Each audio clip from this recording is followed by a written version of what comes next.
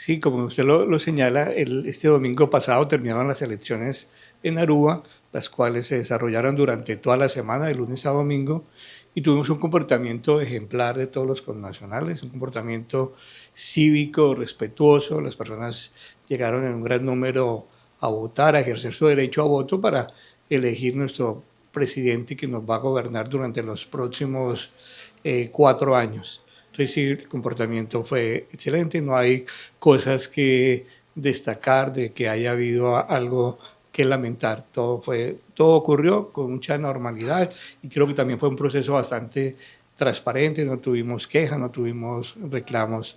Entonces sí, fue un proceso muy dinámico y un proceso muy cívico.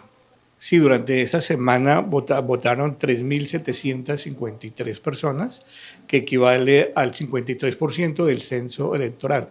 El censo electoral nuestro es de 7.100, o sea, es el máximo de personas que podrían votar, y votaron 3.753 personas. Y aquí es importante destacar que en las elecciones que tuvimos para Congreso en el mes de marzo, que igualmente se celebraron en Aruba, votaron 1.500 personas para elegir Congreso. En la primera vuelta presidencial, el número aumentó y aumentó a 3.500 personas, y en esta segunda vuelta 3.753, o sea, un incremento de 250 personas más que votaron en Aruba. En Aruba no tenemos ese dato todavía, tenemos el dato consolidado a nivel nacional, ¿sí?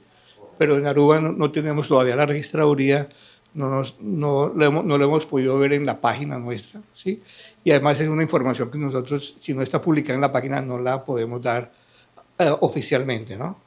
Es importante destacar que en Colombia en la primera vuelta votaron 24 millones de personas, aproximadamente, de un censo electoral de 41 millones, que equivale al 58%, o sea, un porcentaje importante. Y en la segunda vuelta los votantes fueron de 26.3 millones, hubo un incremento de 2 millones.3 para un porcentaje sobre el censo electoral del 64%.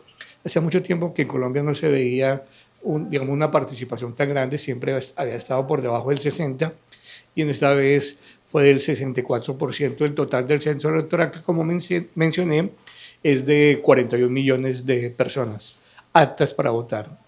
Sí, los servicios son, aquí las personas pueden solicitar la expedición de su pasaporte por primera vez, renovar su pasaporte. Los extranjeros que quieren ir a Colombia pueden solicitar los diferentes tipos de visas que tiene la Cancillería habilitadas. Igualmente las personas pueden firmar o habilitar, ¿sí?, o autenticar los poderes para hacer diferentes trámites en Colombia. Aquí se puede sacar el registro civil de nacimiento, el registro civil de matrimonio y el registro civil de función por primera vez, o también se pueden hacer modificaciones, la cédula física, la cédula digital. En fin, tenemos innumerables trámites que las personas pueden realizar aquí, y eso lo lleva a que no tienen necesidad de desplazarse a Colombia, porque lo pueden hacer directamente en el consulado.